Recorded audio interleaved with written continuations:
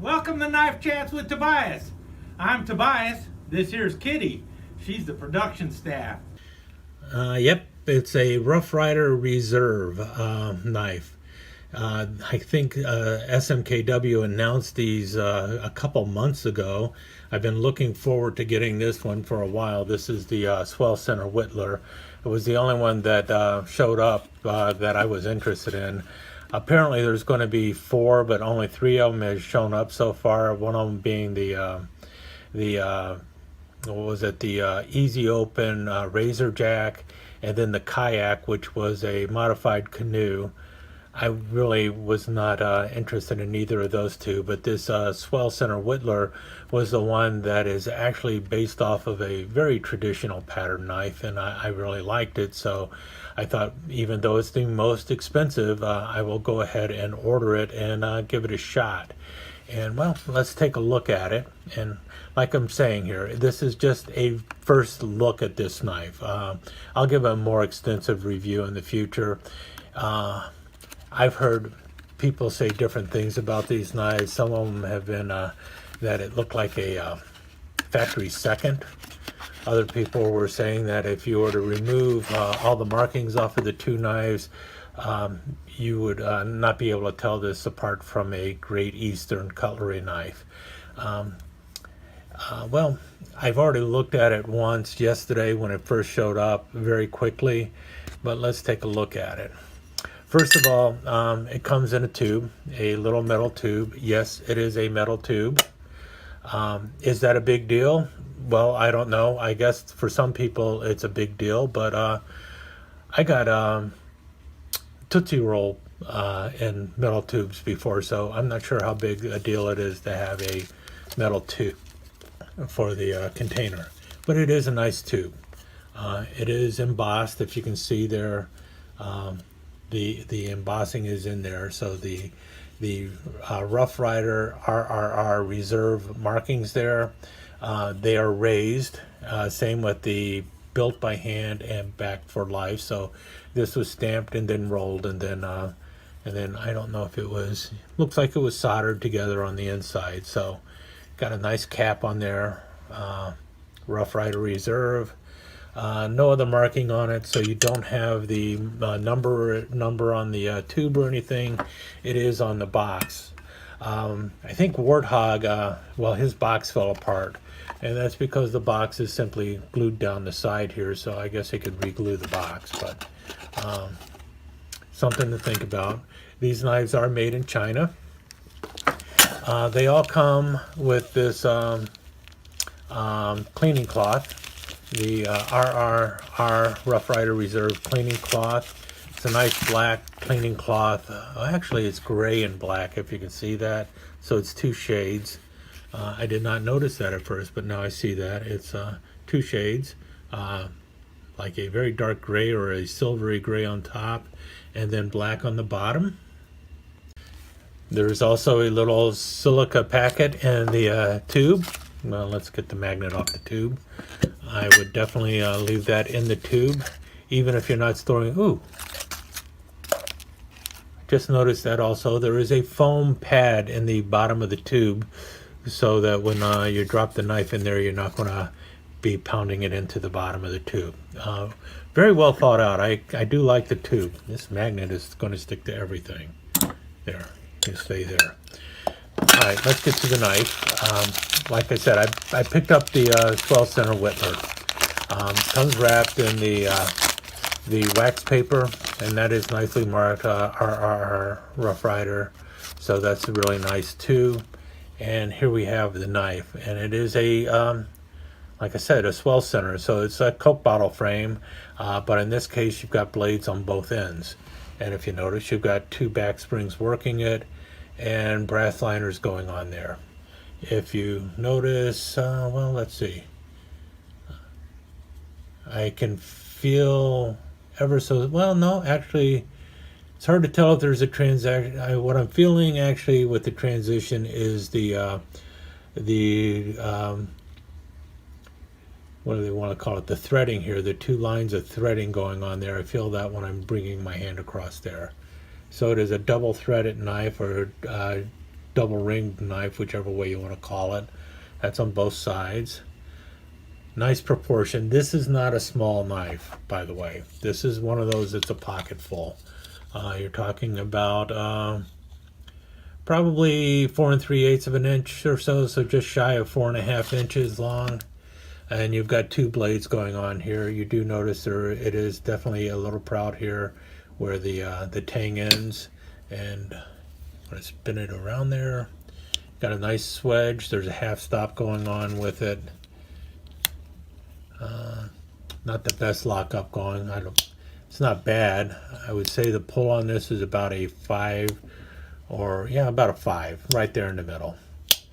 It's not bad. It's definitely stronger than what some people would like, but I would say 5 or 6. Definitely needs a little bit of cleaning. You've got some brass spacers there to get this the main yeah, I really should have thought about this more. Well, the main Spearmaster blade here, which has some hefty body on it, nice swedge like I mentioned, but it is operating off of both of the back springs, catching it in the center. You can see how thick that is. The blades are D2 tool steel in here. And then you've got a secondary, very long pin blade, really a secondary spear blade also. I guess some people would call that a drop point, but it pretty much lines up in the center there. Got a little bit of a swedge going on in the blade there. The swedge is a little better defined on the front side than the back side, but really not too bad at all. And then you have a nice coping blade going on with it. And the coping blade is really kind of like a small lamb's foot. If you notice, definitely narrows as you get to the chop point here going on, or the coping point here. I'll do a cut test on these blades later on, and when I do the more full review. The swedge on this one is a little bit better defined on both sides. You've got RRR, Rough Ryder Reserve, on that blade. Was it on all 3 blades? Yep, all 3 blades have it. So that's pretty good. And the only blade I think that marks, yeah, there you go, Rough Ryder, RRR. And here you see D2 China. This is the RRR-003. Does have a good closing snap. I will give it that. Yeah, only the main blade is marked with the D2 for the markings there. The shield is very much flush. You can feel it in the micarta, but it is flush. I think what you can feel is the temperature difference, because the micarta feels a little cooler than the nickel silver there. And it's it is not a mirror polish. It is definitely like a satin finish on the bolsters and also on the blades. It's definitely more of a satin finish going on with it, but it is not a bad finish. I mean, you can see reflection in it, but it is definitely a satin finish. You got the brass liners going on, which are nice. No liner obviously between the 2 springs, because the main blade is operating off of both of those springs there. So that is also very nice. A lot of people make a big deal about blade centering. I think it's kind of hard to argue on this one, but I would say the main blade is definitely dropping pretty close to the center there, if you can see it. Well, if I center it in the camera, you can see it. Definitely looks like it's dropping fairly in the center of those 2 side blades. And those blades are in there kind of tight, but they do fit.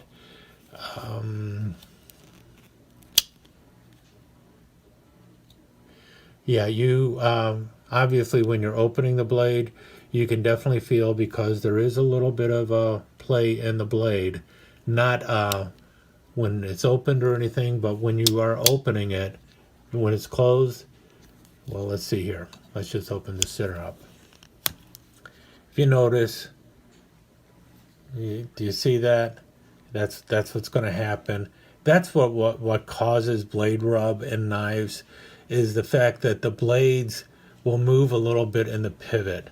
And that is a very, very common problem on multiple bladed knives. And that's how you get your blade rub. It isn't a major problem or anything. It isn't like when you're opening and closing, they're catching. But when you're opening, because you're getting your finger into the nick there, when you're coming up, it's going to catch something sometimes. I don't feel it catching, but I have a feeling it might. But where it feels like it's rubbing, though, is actually back here in the brass liner. So it's really more the tang is catching. Nope, it is. It's the blade is catching on the bump in the swell center. That's where it's catching, because that part is a little bit higher. Does it do it on this side too? Yeah, just barely. I don't think it's going to nick anything. I don't think it's going to show a mark. If anything, it might wear on a little bit of the brass liner there. We are talking D2 tool steel versus a brass liner, so the brass liner is going to lose. Otherwise, yeah, the finish is not bad. They're using a black linen micarta as far as I know, but I see a diamond shape in there. If you can see it there, can you see it? Maybe you can't, but it's just barely in the lines. You can see it made up going from there to there to there to there. There's an actual diamond shape in there. Is it on this side too? Not as distinct on this side, but that might be because of the arrowhead throwing it off. But there is definitely if you look at it very closely, and that's kind of cool. It's almost like a ghost-like diamond shape in the linen micarta there, which is kind of cool. All in all, well, I'm pretty impressed with it. I do like it. I definitely think it was worth the price I paid for it, which I mentioned is probably the most expensive of them. I don't know. I mentioned I doubt I will be picking up the other two, because when I start looking at prices like this, I'm not just going to pick it up willy-nilly simply because, ooh, it's Rough Ryder Reserve. It's going to have to be a knife pattern that I really like and might get some pocket time with. And this one, yeah, this one I can definitely see me taking it and for a stroll or something and using it, because that blade here, especially the main blade, looks like it could be very useful. And this is a big pocket full of a knife. So all in all, my first impression, like I said, I have not used it yet, but my first impression is yeah, it's a pretty good knife. Is it a Great Eastern knife? Well, we'll know that once I've used it a little bit. But fit and finish right out of the metal tube. Yeah, it's pretty spot on. I think pretty impressed with it. The only difference between this and some of my Rough Riders, though, is frankly the D2 tool steel and some of the other material used in it. And in many ways, I think I would have probably been happier if this would have been a bone-handled knife or a stag-handled knife. I'm not a big fan of micarta, and because this is very much a very traditional pattern knife that was very popular in the 1920s and 30s, I would have, and while micarta was around back then, it wasn't used a lot on knife handles. I would have liked to have seen something more traditional for the knife handle material, the covers. This in stag would be just totally amazing, and then yeah, I wouldn't have been nearly as concerned about the price. But stag bone, I wouldn't have liked that. But if this were in stag, that would have been pretty cool. Or some kind of a nice smooth bone, it would have been really kind of cool too. Or even a good like a desert ironwood or something like that. That would have also been something that would have made me a little more thrilled about it than micarta. But I know micarta is hot right now, and I know a lot of people are looking at this and going, yeah, I don't know what he's talking about. How could you definitely say no micarta? Well, that's just me. But all in all, yeah, pretty impressive knife, I gotta tell you. Pretty impressive. Put a couple of slides at the end, not too many, because like I said, I'll do a more in-depth or another review of this once I've used it for a while and give you more thoughts on it. In any case, there you have it. I actually rambled on longer than I thought I would with this, but yeah, it's interesting. The back springs are better polished than the bolsters or the blades. Yeah. Anywho, talk to you soon.